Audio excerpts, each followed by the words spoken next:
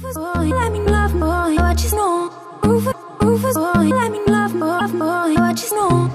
guys? So welcome back to my channel. If you're new here, we welcome you. If you're a returning subscriber, welcome back.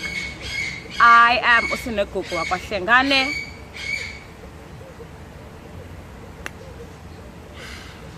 Guys, I'm in Durban and some B&B. This bird has been screeching for no reason, and I don't understand like what is his or her problem. She must just calm down, or it must just calm down. Anyway, I'm in the backyard and I'm gonna record this video whether this bird likes it or not. Okay, so anyway, guys, today's video is all about natural hair care and some of my most asked natural hair questions.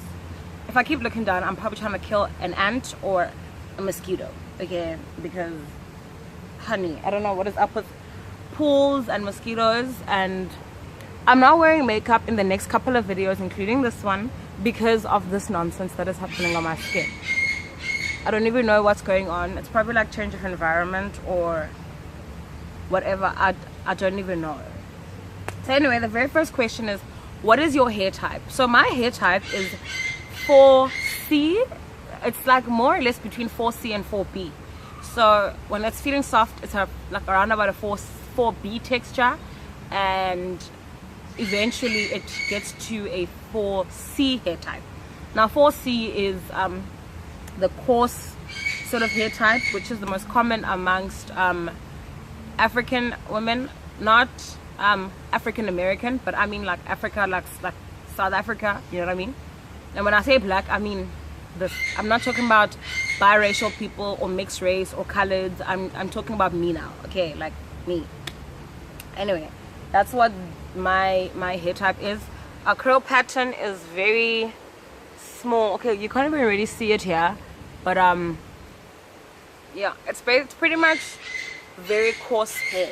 Okay, anyway, question number 2 is, what is the difference between natural and relaxed hair?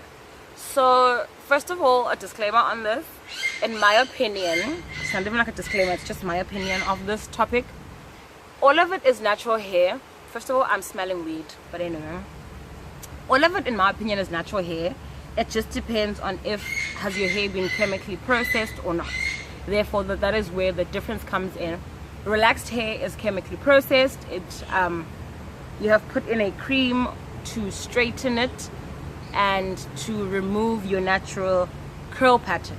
So usually the problem with that is that it does kill or like reduce the strength of your hair, therefore increasing porosity, meaning that your hair is not as strong as it could be. And that's when most people's hair starts to break and get all brittle and have lots of split ends. And natural hair is hair that is in its natural state as it grows from your scalp. So whatever curl pattern you have, that's the curl pattern that is most likely going to be recognized as natural, if that's even a thing. But yeah, so next question is, when was your big chop and why? So my big chop was last year, end of February or end of January or beginning of February. Why?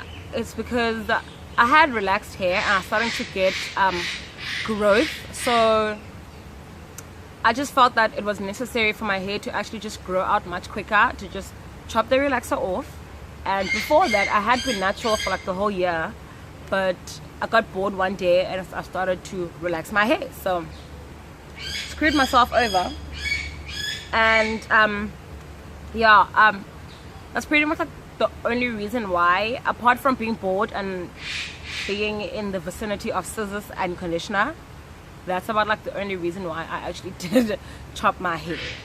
And question number 4 is, how do you keep your hair healthy?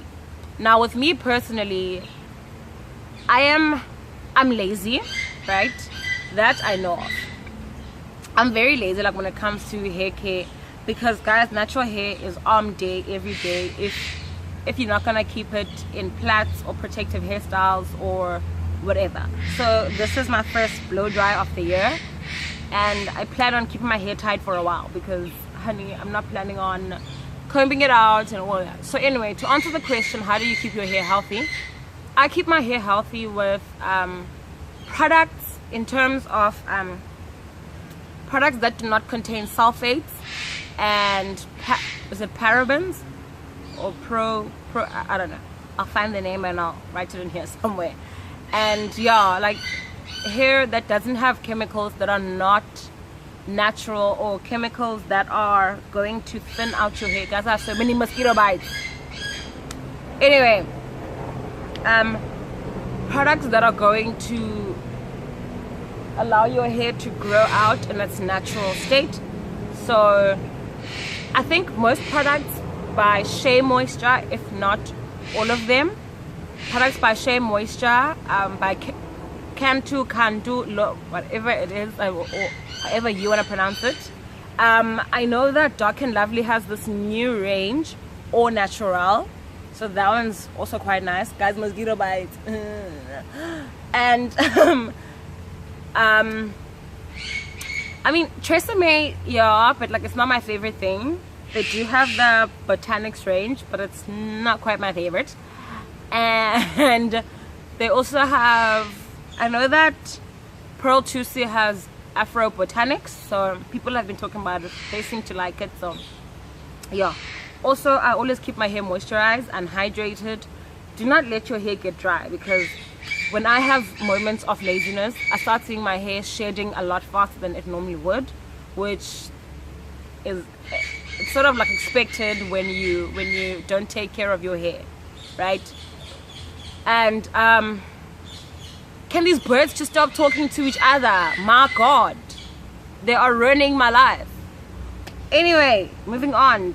Also, reduce the amount of heat, or in fact cut out the amount of heat that you're putting in your hair.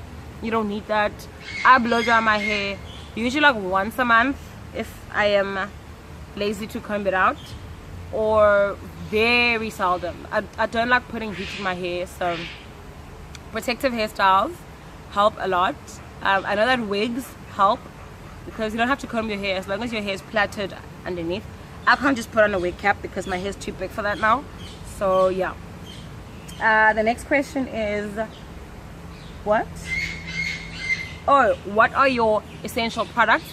So it's pretty much like the products that I've just mentioned. Shea Moisture, Cantu. I don't use Afro Botanics. I don't have a reason. I just don't use it. That's pretty much it.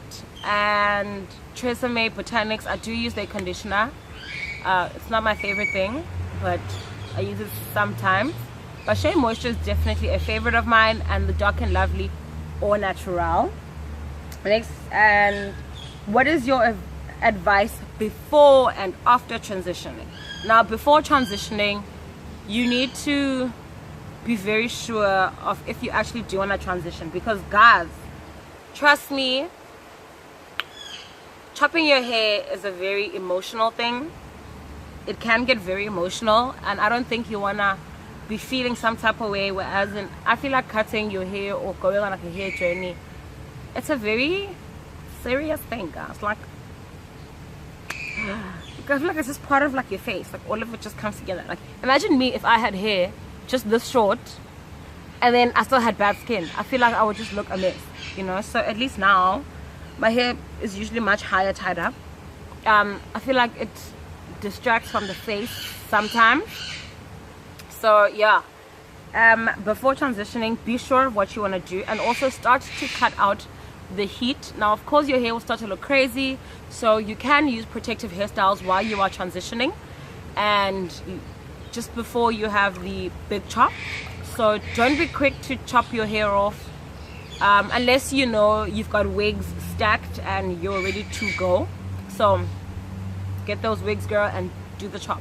But if you don't have the wigs to be that like safety blanket, I suggest you don't big chop, honestly, and keep your hair in like protective hairstyles, box braids, but don't get them too tight, guys, because I feel like that's where we all start lying to each other, excuse me, and making these braids way too tight, and when they really just don't need to be, you know. So the next is, Oh, and then after transitioning, it's pretty much everything else I've just said. Cut out heat, moisturize, keep your hair hydrated. When you're detangling, be very gentle, and yeah, enjoy the journey. It might take a while, because this for me took a year, but now considering about guys I feel like my people just don't have hair that much, so I feel like this is a lot of progress in a year. Okay, so it says protective hairstyling. Okay, so pretty much everything I've just mentioned. Don't make it too tight,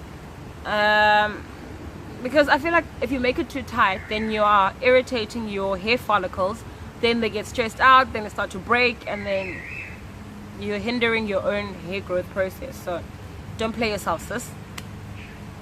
And how often do you use heat on your hair? Like I've already mentioned, I use it like once a month or once every few months. I don't like using heat a lot on my hair. I don't straighten it, I only blow dry it just to stretch it a bit, and besides that I don't use heat.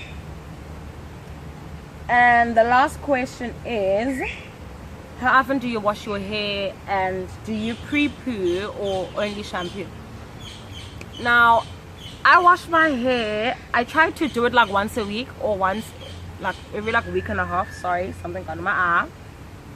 I try to like wash my hair like once a week, but it's not shampoo every time I wash my hair. So I'd say about 4 times a month, and I use shampoo twice in those, and one of those times is co-wash, which is washing your hair with conditioner.